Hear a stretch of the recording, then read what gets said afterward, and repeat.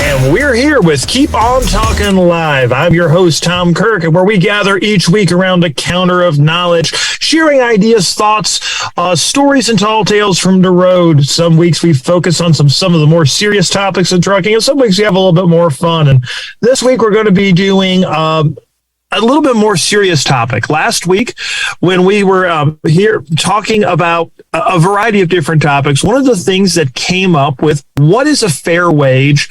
How are drivers paid? Is it fair? Yeah, and that's kind of a loaded topic to a lot of drivers because we do feel we're underpaid. And I did a little bit of research over this last week, and I think there's some terms, this seems to come up often on this show, that there's some terms that are misused or not fully understood, or different people have different definitions of it. And it looks like fair wage is one of those. Fair wage has a whole bunch of economic and government and other definitions. And I think most drivers, when they say it, hey, you get paid for what you do, you feel that you're being valued, you put in an honest day's work and an honest day's pay, and you feel you're being paid for your skills and everything else. And I think that's how most people in trucking would define a fair wage. But really what it comes down to, when you're looking at it from a lot of other places, from economics or government, they look at a fair wage as somewheres between minimum wage, which is basically around $7.25 an hour, to a living wage, which, depending on who you talk to, depends on how exactly that definition is. But let's just say, for the sake of argument, it's around $25 an hour. And I think with the hours that most truckers put in, well, hey, we're going to all kind of say, you know what? That's probably more than, we put in a lot more work and effort and deserve a little bit better pay on that. So that's the topic of the conversation we're going to have tonight, and whatever little other rabbit paths we go down. If you want to take part, that's going to be 706-862-8620, 706 TNC 0, or you can do that one button dialing from the TNC radio app. And we've already got a couple of callers here with us tonight. Dutch and Kenman. How are you doing there tonight, guys? Good, doing great. Hey, that's great. Great to hear that. Ken, we haven't heard from you in a little while. So if you want to catch us up maybe on a couple of things, we'll start off with you. Okay, so what are we exactly catching up on? I've been doing the same thing I've been doing for the last 25 years, working. That is about it. That catches everybody up in a hurry. It doesn't change much. It doesn't change much from day to day. Hey, I guess that's a good thing. But all right, so let's kind of maybe. Yeah, the weather changes, and I guess that's the one thing that always does change. And the two things though, I guess they're inevitable, are death, taxes, and I guess the third one is DOT, but that's a whole nother conversation. Right. But anyways, let's kind of get onto this. Let's start off with maybe a simple question: do you think drivers are paid enough? And what do you think is a good pay for drivers? And I know this is a loaded question and everybody has a different answer, but let's start off with something simple. What do you think is a good basic pay rate for drivers, and do drivers get paid enough? Tom, I think it probably varies from company to company. I've talked to drivers out here who have told me what they make and the number of days they're away from home, and I go, no way, man, you're insane for working for that. I've been really fortunate since I went on the road about 25 years ago. I've stayed with the same company. Now, we were bought out about 10 or 12 years ago by another company, but basically the same people, and I'm making about twice now what I was when I started. A fair wage, it's hard to put a number on that, to me, because, depending on where you live, what your cost of living is. I live in Mississippi, so $1.25 an hour, and you can do pretty well if you've got a turnip patch out back. But I know, in a lot of places you need a whole lot more than that. The the thing I was thinking about when you said what the topic was going to be tonight is I think one thing that I feel that drivers are shorted on that I think would make a tremendous difference is per diem. You know, I just don't think companies take into consideration how much it actually costs a driver to live on the road. And that should go on top of what your fair wage or living wage is, as far as I'm concerned. I feel like most companies could afford it. And I had an experience, I guess this goes back to catching you up. About a month ago, I was actually out of my own truck for about a month. And I was in a spare truck while mine was in the shop. And I had no refrigerator. I had no microwave, nothing. You know, it was back like it was when I started 25 years ago. And, man, within a week's time, I realized I was spending a small fortune just existing on the road. And I don't see how guys do it. And from what I'm understanding, that's not really taken into consideration when they're figuring a fair wage. So that's kind of my 2 cents worth. Well, you brought up a whole bunch of good points there, but let's start off with something. Earlier, I mentioned what is a living wage, and this is from an FAQ-is.com, and this goes back to April of 2021. But they're saying a good living wage, or the median living wage across the entire U.S. average, is 67. We're going to round it up, call it $68,000. The state with the lowest annual living wage, coincidentally, is Mississippi at $58,500, rounded up slightly. So, right. but it's coincidentally, you know, there's about a $10,000 difference there. And they're saying if you make about $20 an hour at $41,600, if you can get full-time hours, that's what that comes out to be. And if you can keep your main living expenses around $900 a month, you know, you can survive on that and be comfortable, but you have to live simply. So right. It is possible to live on that, let's say $42,000. And the thing is, if we look back at trucking over the last, really up until just before the pandemic, that was right around what the average truck driver was making and having to support their family, plus pay all those living expenses on the road. And I know there's a complicated calculation as to how per diem is done because there's some government stuff that comes in there with taxes and things like that. But I do agree with you, Ken, that either the government and or the employers need to figure out a bit better way to do that because, you know, that is a very real problem there. Hey, Dutch, we're going to come to you here. We've only got a couple minutes before our first break. So listening to some of what I've just said and Ken did, why don't you give us a short start here on some of your thoughts, and then we'll come back to you here and finish up after our first break. Well, like he said, it all depends on where you live. Well, I live probably in the worst place to be a truck driver, Florida. And I'm betting it's probably one of the highest numbers, highest wages you have to be able to live because my rent was, before I lost my apartment, beyond the point, but my rent was almost $1,600 a month for one bedroom. That's without all your expenses. So, yeah, it all depends on where you live. Where's the best place? Where's the worst place to live?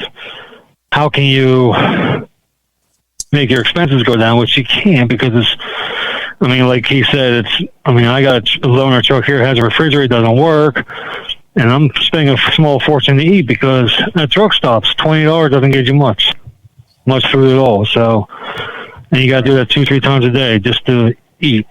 So, yeah, it's ridiculous. Someone needs to be this. Either the trucking companies have to up their wages, or we got to figure out how to make it cheaper for us to live on the road.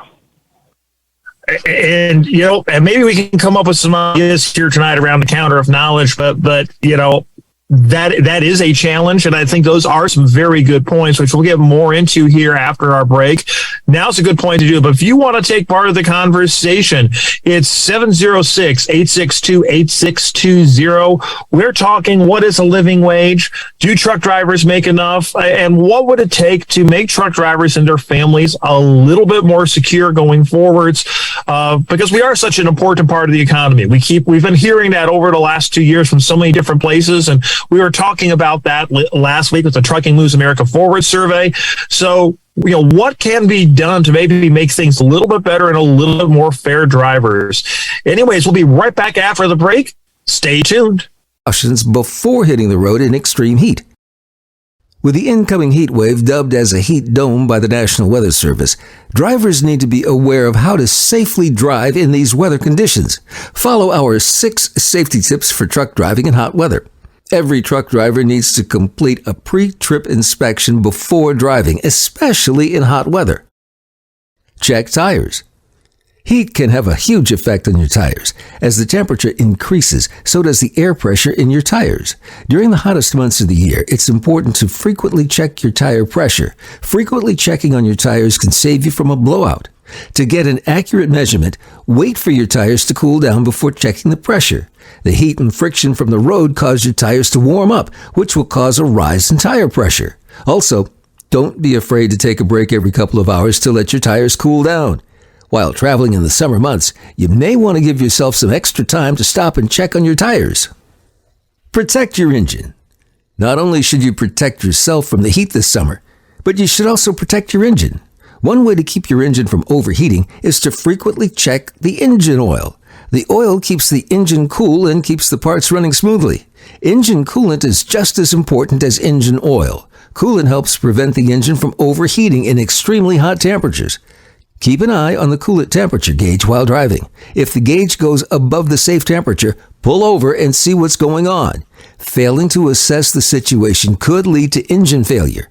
Also, make sure to check for leaks in the hoses. A cracked hose could lead to engine failure.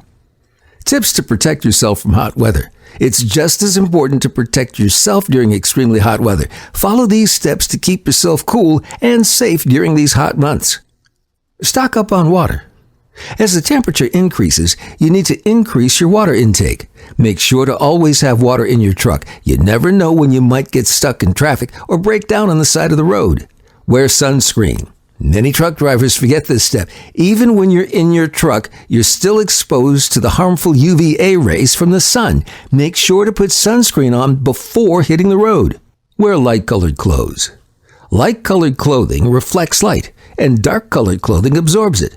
Wearing light-colored, loose-fitting clothes helps you stay cooler and more comfortable on the road. And be sure to check out our blog, 6 Safety Tips for Truck Driving While Driving in the Rain. This blog on tncradio.live was brought to you by the Truckers Network at app.thetruckersnetwork.net. Industry movement Trucking Moves America Forward is telling the story of the industry. Our safety champions, the women of trucking, independent contractors, the next generation of truckers, and more. Help us promote the best of our industry. Share your story and what you love about trucking. Share images of a moment you're proud of. And join us on social media. Learn more at truckingmovesamerica.com.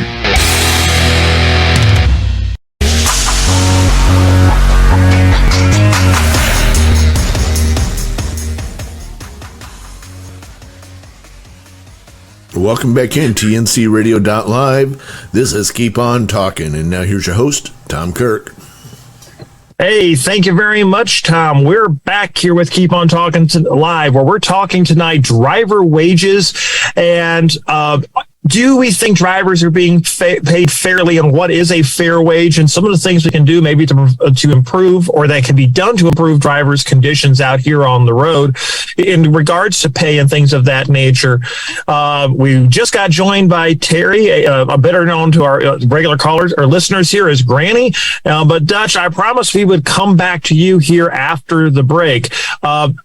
Getting back to this, and let's go back a little bit to more you were kind of talking about a little bit of what Ken was talking about here in the regards to, okay, driver wages or what you need to live varies around the country, and they're estimating And from what you're saying, this is probably not completely accurate, but the average cost of living is $43,600 a year in Florida.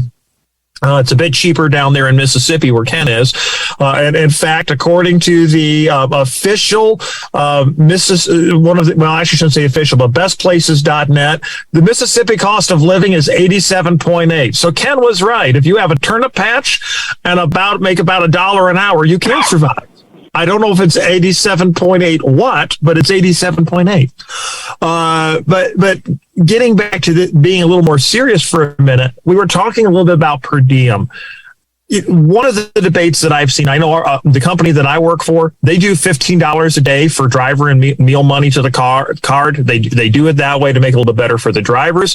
But there's some talk that with all the expenses going up, $15 doesn't even really get you breakfast anymore, where before you can maybe get breakfast and lunch just a couple of years ago. What do you think makes sense for a per diem rate for drivers? And I know it's not going to be one size fits all, but what's your opinion? My opinion is the full per diem, which I heard is $65 a day, if I'm not correct. But, I mean, it doesn't have to be that much. I think, because I get an advance of $40 a day, because I get fuel almost every day, so I get $40, and I could live on that 2 days. But where I was just stuck for 9 days, it came in Arizona. They didn't have snacks. They didn't have this. They did, but they're getting more pricey. I mean, just for a small meal, I paid $22. That's with let's say $24 with tip. So you do that twice a day, that's $48. Okay, so that's a quarter of your per diem right there, or 3/4 of your per diem, basically. Let's say. So you figure, but like here I'm at the Lowe's, you could probably buy snacks. You could probably buy some crackers for like $5. Buy 5 things of crackers. You can make that last you, but is it good for you? No. I mean, you got to live out here too. I mean, it's not. I don't think it's fair that they up the prices. I understand it's also a convenience store. It's also for travelers. So, but us truckers, we should get some kind of little, starting until it gets better, some kind of help, some kind of push. Like, hey, we appreciate you. We want you to keep working. Well, and that's what I think. I mean, I think. Go ahead. I see what you're saying, and I agree with some of that. And I think the argument that some of these travel centers is going to make, hey, if you go to our apps, we have basically driver-only deals on there. You can use your points to buy food and things of that nature. So I think they would argue they do some of that. But even going into the local grocery stores recently, since I've been around our office more and been doing more shopping, I'm surprised at how much things in the grocery stores have went up over the last year to 2 years. Things that to me always used to be the no-brainers, cheap stuff, are now that were maybe $1, now $1.50, $2 or more, for just simple rice packets, with flavoring or whatever. You could, easily make up a meal on the road. It's surprised me how much some of that stuff has went up. And I know I've got a bunch of friends who are owner operators, when things have been tight for them, how do they live? Peanut butter, ramen, and bread. And if they're lucky, a pack of hot dogs every few days for good measure. And free saltines you can sometimes find at the soup counter. So, I mean, that's how they were living. And, Granny, I know you've heard some of this conversation, and I'm not sure how much of you've been able to catch. What are some of your thoughts on how drivers are paid? What do you consider to be a good base pay for drivers? And one of the things that has been thrown out is that drivers do need to get more in terms of per diem to help with some of the basic living costs. What do you think a fair per diem should be? And keep in mind, fair, it all depends on your definition what fair is. Well, hey, everybody. First of all, I don't like the per diem. I wish it would go away. And I wish they would just up our pay. I think that when you average out what we make for every minute we are away from our home, which is technically on duty, okay, they want it both ways. Now, I'm going to throw a wrench into things. Now, I don't drink, never have, but you know the rule where you cannot have a beer in your sleeper, even if you're down for your break. you can't have alcohol in your sleeper even if you're down for a 34 because they say that's your work vehicle. Well, if that's the case, you don't consider that my home, then why aren't you paying me for every minute I'm in that vehicle? Sleeping, eating, Bingo. dressing, you know what I mean? They're playing both sides of the fence. They're giving us rules that state this is your work vehicle. You cannot do this, that, or the third in this vehicle. So, but yet then pay me for every minute I'm in that vehicle. Get rid of the bonuses, get rid of the per diems, all that junk. You got to do this to get that. You got to do this for that bonus. You know what? No. The guys that work at the warehouses, it isn't like that. They get paid a straight fee, a straight wage. They know it up front and be done with it. I'm tired of this advertising. Oh, you can make 78 cents an hour. You know, you make 78 cents a mile here. Well, no, you make 55. And then if you get this, you get 3 more. If you get that, you get 6 more. And then, that's what bothers me, Tom. Put it up front. Pay me what I earned, what I deserve, and let me go. You know, and if I'm going to sit broke down like Dutch just was, or like the 12 days I spent in Youngstown, don't give me a crappy $75, $100 an hour. I mean, a day. That's not it. That's not cutting it. You pay me what I'm missing out because your equipment is defective. You pay me what I make on an average out my daily wage, and pay me that. And I think that's my opinion on per diem. There's some very valid points there that you know, as a driver, I can't necessarily argue with, but from a business side or talking to some of the people who calculate some of this stuff, one of the advantages to a per diem is since we're no longer allowed to take some of the federal tax deductions now, they're basically saying since you're out away from home, and it's some financial skullduggery and things like that. But basically what it comes down to is they figured out a way that, hey, the government's going to let us pay you so much of this tax-free, so you don't have to pay it on your taxes because we know you have living experiences on the road. So, you know, they're calculating, well, hey, you're getting some advantages here and advantages there. But I think the end of the day is, you know, that per diem, and I would argue that per diem should be calculated separately from your base pay rate. And most importantly, don't calculate bonuses into my pay rate. My base pay rate is exactly that. Tell me what it is. Don't tell me it's 75 if it's really 59. Exactly. Tell me what it is. And that's where these young drivers get sucked in, Tom. They get sucked in by that, make up to, you know, or, you know, you can make such and such with us. These young, inexperienced drivers don't know to look. They don't know to ask. Right. Well, and some of that, you know, like where I work now, I'm doing a little bit more help with the recruiting and some of that stuff. And yeah, you know, we give you a range and say you can make, you know, up to this or a little more in there. But some of that, it's not based because of what the mileage pay is. The mileage pay is flat. You know, it is what it is. But some of it depends on how you run. If you're a team that wants to run a little bit harder, you're going to be a little higher end of that range. If you want to take it easy, have more time off, you're going to be at the lower end of that range. So, you know, absolutely. I know some people... That's just common sense, though, Tom. And that is common sense, but that's the one thing I think when some of these drivers go out and look at certain things, it's like, oh, hey, you know, we got to pay attention to this because, you know, you got to be a little careful sometimes how you phrase things when you say, watch out for this, because they take everything in a blanket term. And that's the thing is if you're not getting all your pay flat, be very cautious because that usually means they're trying to figure out a way to gyp you on that. But speaking of gypping, we can't gyp out on this next commercial break. So we'll be back right after these messages, but you got plenty of time to call in at 706-862-8620. We'll be back right after this.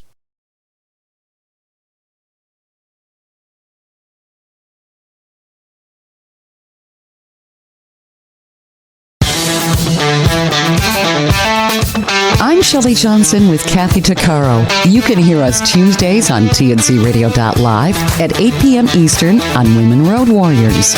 And don't miss Steve Summers' Overnight Drive right here on TNCRadio.live. Weeknights, midnight to 5 a.m. Eastern. Brought to you by Hot Shot Secret.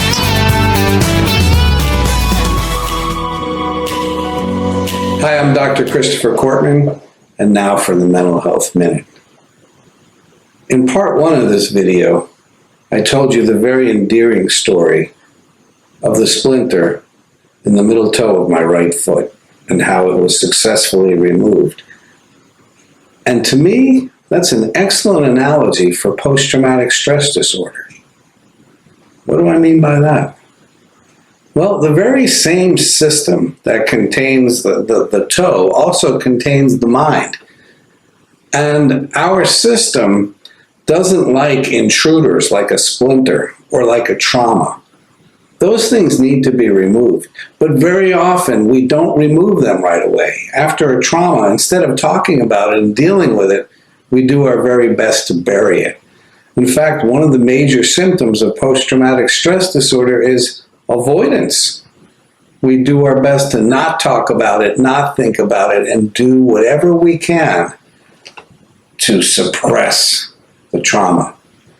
So what happens? With the toe, there was all this protective skin. Don't go near it because I'm going to protect it. And the mind does the same thing. Let's not go anywhere near it. You know, Vietnam veterans would say things to me like, I was in Vietnam and we don't talk about it. And what that does is keep the splinter embedded, continuing to give it power over the system. So what do we need to do? The splinter always needs to be removed. The trauma always needs to be dealt with. And that is to remember it, to feel it, to express it, and finally to release it. In my book, Keep Pain in the Past, I explain how we can deal with old, painful traumas and finally put them away for the first time and get on with our lives. Just like removing the splinter from my toe.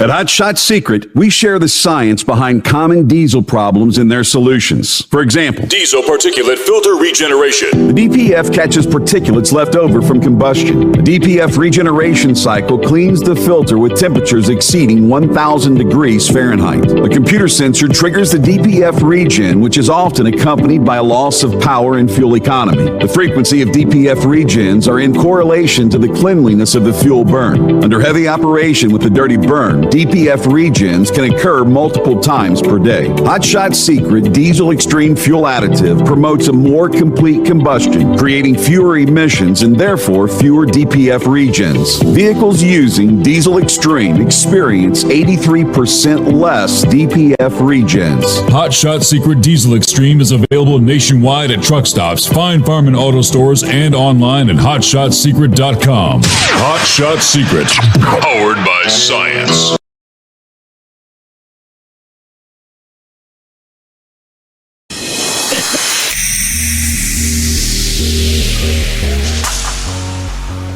And we're back here on Keep On Talking Live on TNCRadio.live. I'm your host, Tom Kirk. And we've been talking driver wages tonight. Are they fair? Are they not? I think just about all the drivers here agree that they could be improved in various ways. And I think we all have some different thoughts on it. And we've actually got Jerry Fritz, who just called in. He's been a longtime driver and driver wage advocate. I know him and Trucker Jojo, Pat Hockaday, who unfortunately passed away this summer, have been longtime advocates on driver wages. And I think you and Pat, Jerry, correct me if I'm wrong, have been some of the longest advocates for compensating drivers for all the time they're away from work or they're away from home on the road, and that a lot of the work that drivers are expected to do, I think you coined the phrase off the odometer. So because we're not being paid by the mile, we're basically, in your opinion, doing it for free. So how are you doing it tonight, Jerry? And what are some of your thoughts about what we've been talking about? I just want to say hi to Jerry real quick. Hi, Jerry. That's all. Sorry. Oh, to specifically what you said right there. Many years ago, this is in all the publications, went on for a year and a half. Truckload Carriers Association commissioned Martin Lab and Associates, Coral Gables, Florida, to do the study about the non-driving time issue. In that study, they polled the top 100 carriers. They found out that on the average, reefer drivers are spending about 43 hours a week in the loading and unloading process, driving about 34 and a half. So they rounded that off to 40 hours a week. Now, in another generation, when we got paid for everything we did, that 40 hours actually came out of our log books. At one time, it was illegal to log loading, unloading, and all that off duty. 2012, Ann Farrow betrayed us drivers. I know Ann. He slipped something in that allowed the carriers to somehow let that be off duty now, which is goofy when you're on a job. But anyway, when you take that 40 hours, and that was 20 years ago, and add it to the only 70-hour work week. And I'm going to hit you with something else. And this is verified by Michael Bolger, the PhD out of University of Michigan, Wayne State University, okay, a big spokesman for trucking. Also worked his way through college and his PhD program, driving a truck, by the way. Okay? So you add that 40 hours a week that we now bury in the logbook, and add it to the 70, that right there is a 110-hour work week. I'm going to do something else here. The 34-hour restart that we all love, right? Maybe not. Because if you take that same 40, there was a time if you started your work week at Saturday midnight, and you ran 8 and 10, 8 and 10, somewhere around Thursday noon or so, you were actually out of driving time until Sunday midnight because of the 8th day. Now, 34 hours later, let's say after Thursday noon approximately, by 10 o'clock Friday night, you're back on the road. And you will run another 2-point-something 11-hour tours of duty by Sunday midnight. Yep. So your so-called 70-hour work week, because nobody's ever really taken apart, it isn't that hard to do. There's actually Jerry? about a 90 hours, and that's not including your loading and unloading time. Hey, Jerry, let me jump in there real quick with a few things if I can. Just taking that 110 hours you estimated for a work week now, considering the 70 plus the 40 there, and let's just go with what they consider to be a living wage in many parts of the country. Your mileage may vary of $20 an hour. That's $2,200 a week. So, some drivers are lucky now that with what they're getting paid per mile, they're doing around that. They're probably the exception rather than the rule. And let me just do one more bit of math here. And assuming you were, I'm just going to, I times it by 50, assuming you'd make 2 weeks, you have to take 2 weeks off, and we can argue how that should be calculated later. But that would put you out to about $110,000 a year in terms of that. And Jerry, I'm going to come back to you, but I want to give a couple other people a chance to comment on some of the points that you were bringing up. Ken, let's go back to you since we haven't heard from you in a little bit. With some of the stuff we've been talking about here in the last little bit and that Jerry has brought up, what are some of your thoughts on this? And, doing that quick, back of the napkin math, do you think $110,000 is a lot closer to maybe what drivers would consider reasonable? I'm trying to stay away from the words from fair, because the fair, like I said, has some technical definitions. So let's say a reasonable wage for drivers. Do you think $110,000 sounds that, or at least getting closer to that number than we may be now? Oh, if you take in like what he's saying, all of the time spent, in the truck, away from home. And unfortunately, I don't have the experience with sitting as far as reefer or anything sitting at docks. I've pulled a tanker since I started. Pretty much, I'm very blessed that I don't spend a lot of time waiting for offloading and everything. But yeah, I think that is absolutely a fair wage. And by today's standards, absolutely. Well, and having pulled reefer here real quick, I mean, one of the things is if you're lucky at certain customers, you can stay in a sleeper berth and at least get some rest. That's not counting the customers, right, particularly the produce customers or certain meat customers, where you have to stand on the dock and count because somebody there doesn't know how to count. So they need to make sure that you can verify that they can read labels and count. And I remember one day spending, I think, almost an hour and a half, 2 hours at a major chicken plant that happens to rhyme with Dyson, running around the loading dock with a supervisor because all the numbers were screwed up. And I mean, it was a good 2-3 hours to fix it. And that was hours that I could have been sleeping and resting. And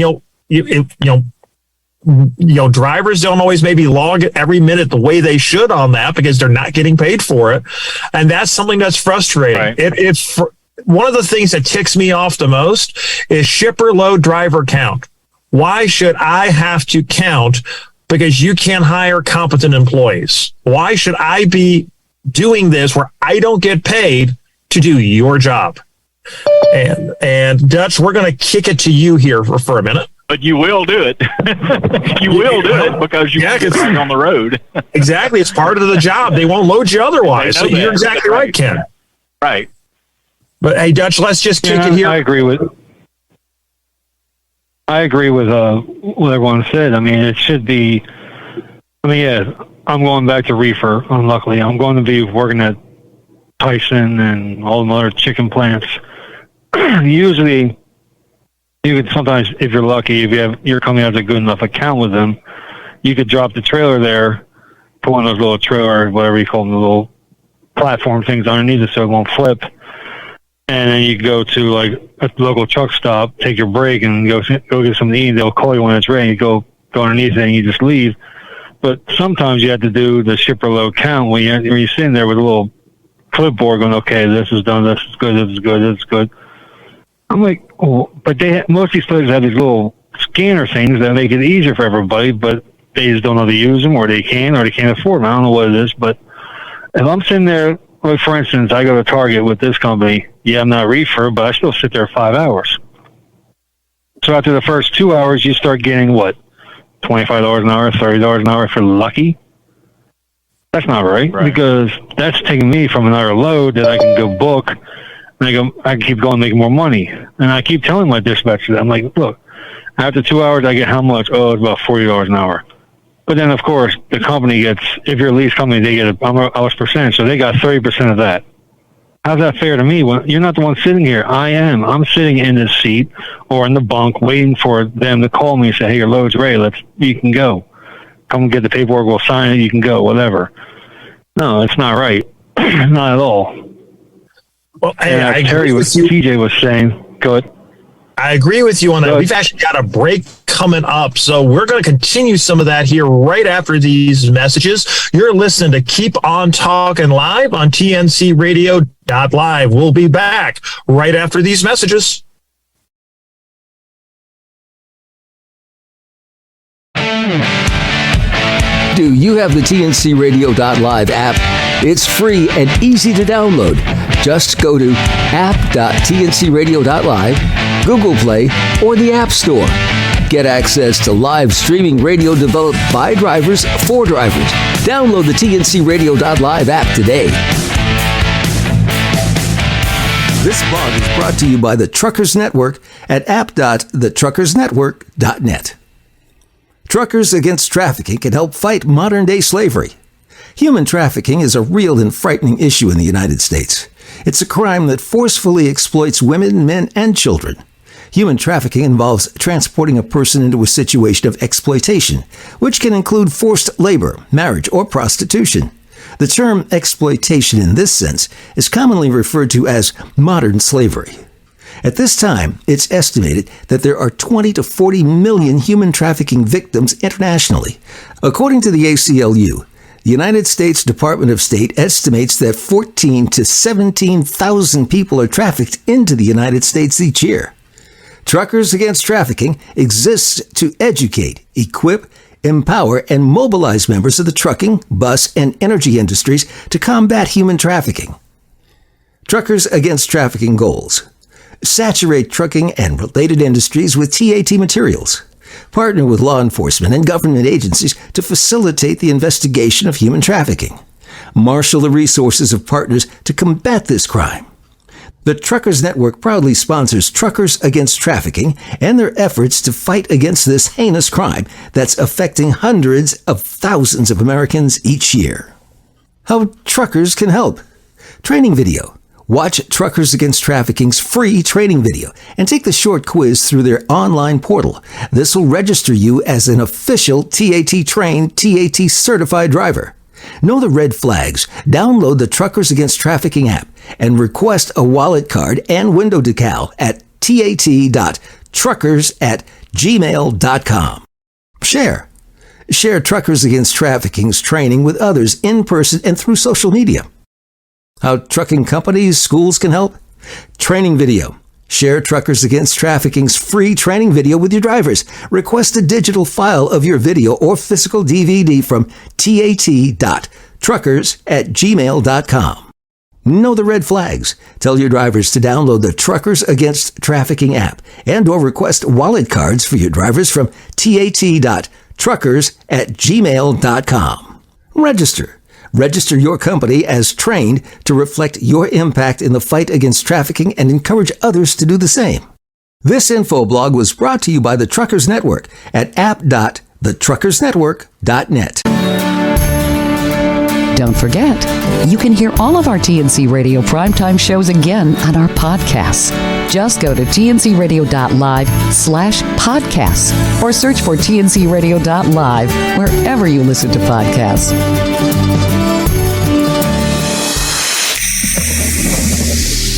And we're back here on Keep On Talkin' Live. I'm your host, Tom Kirk, and we've been gathered around the counter of knowledge tonight, exchanging some ideas, some views, and talking about driver pay and some of the things that we thought, trying to define maybe a little bit what is a living wage, a fair wage, some of those terms that are used. Because I know a lot of drivers say, hey, I don't get paid, I want to be paid fair. Well, as we've kind of discovered tonight, fair wage, at least since when you're talking to government and businesses, has a connotation. And that's probably a term we should stay away from because that's somewhere between minimum and a living wage. Well, we really, as drivers, we want to be paid a reasonable wage for the work that we do. So, Terry, let's kick it off to you. We've sort of had a lot of good information and thoughts here over the last 15, 20 minutes. What are some of your thoughts as to what's been going on that we've talked about with Jerry and some of the others? Well, I want to touch base on what you said at that plant that rhymes with Dyson. If you said you were there an hour and a half, Tom, you got very lucky.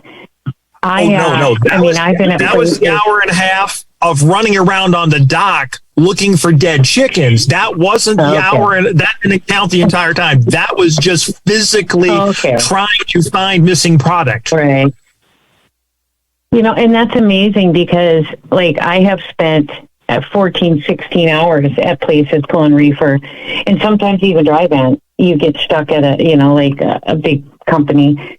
But part of that, and I'll just touch on that real quick, is like what Dutch said, there are some companies that will pay you. You know, the first 2 hours is free at almost every company, and then $10 an hour, or $20 an hour. But you have a max of 5 hours or 6 hours, and you sit there for hour on hour, and you can't go to sleep. Like you had said, you have to participate. You have to be in your seat, or you have to be in the building in the driver's lounge.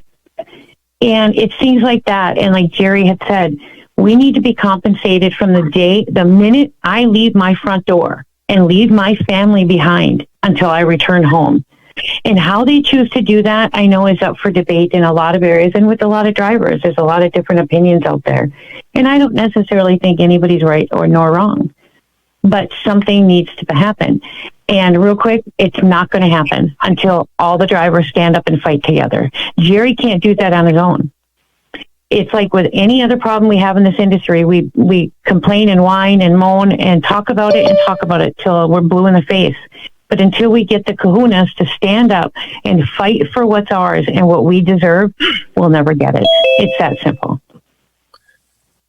And I say there's a lot of truth there, Granny. You know, we do as drivers need to become unified. And part of it is having conversation. You know, one of the things about the old days of trucking, man, when I say old days of trucking, I'm only talking like 3 or so years ago, back before the pandemic, when we could gather at the truck stops more easily, whether it's in the driver's lounges or the restaurants around the counter of knowledge or the driver's table, and have conversations like this, you know, read some of the latest topics or talk about what we heard on some of our favorite radio programs and share some of this knowledge. We could come up with some ideas and some ways to maybe improve things, or at least some common ground. And, you know, that's kind of what we're trying to do here on this show, is remind people that, hey, you know, we can work together and accomplish this. You know, Jerry, we don't have a lot of time left. What are some of your thoughts as to what you've been hearing a little bit in a couple of minutes?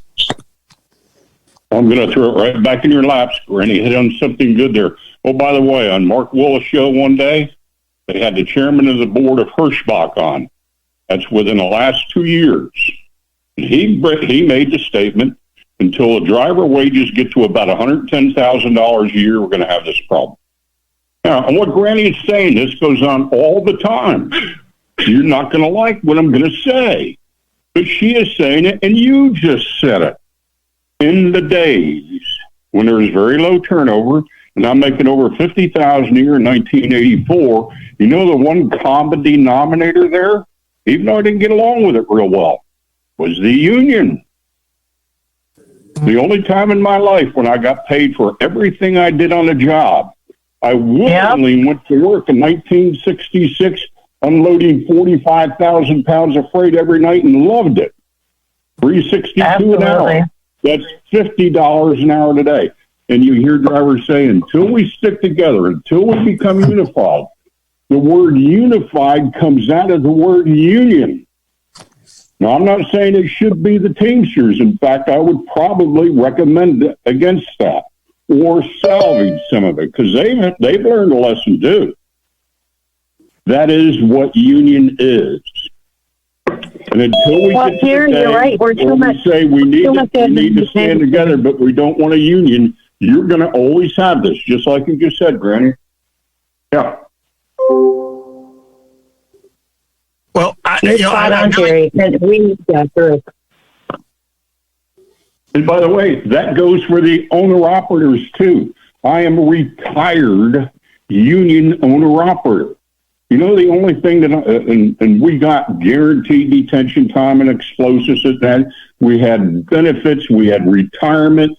We could see actually for a percentage what the bill was, what we were being paid, and a whole bunch of other stuff. And when it came to being treated really, really rudely, and I could be a real SOB and then other days be the perfect gentleman. When I was being treated really, really rudely, I stood up and I didn't have to worry about getting terminated because I wasn't getting along with a customer.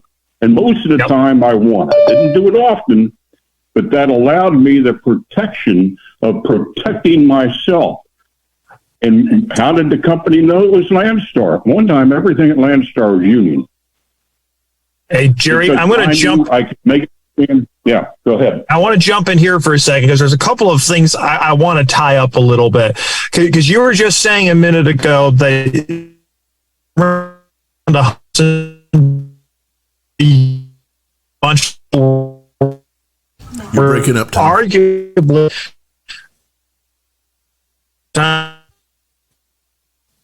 Arguably, if you go back to some of the numbers that shows, hey, back in the early 80s, if you get just for inflation, we're up around $110,000 a year now, give or take a little bit for the wages to be the same.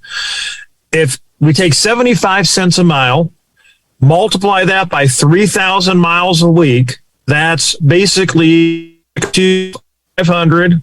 Multiply that by that number we were using earlier, and as soon as I hit the right buttons on my calculator, helps. But that over that 100. So say, for sake of argument, if we think that $110,000, give or take a little bit, is a fair number, then roughly 75 cents a mile, assuming a 3,000 mile work week. And if you work for a company that's less, they're going to have to pay a little bit more per mile. But that's somewhere in the ballpark of what we're talking about. But hey, we've got to wrap things up here. Angie and Larry are coming up next with Taillights. They've got a great guest on tonight. After that is going to be Anderson and Banker with Clutch Time Sports. That's always a fun show. Even if you're not a huge sports fan, they actually make it interesting. I know I'm not the biggest sports fan, but I sure love listening to them. We got more great programming here on tncradio.live with more great programming next week as well. So join us at the Counter of Knowledge next week and stay tuned for Larry and Angie coming up next. See you next week, everybody. Take care and drive safe. Drive safe. Drive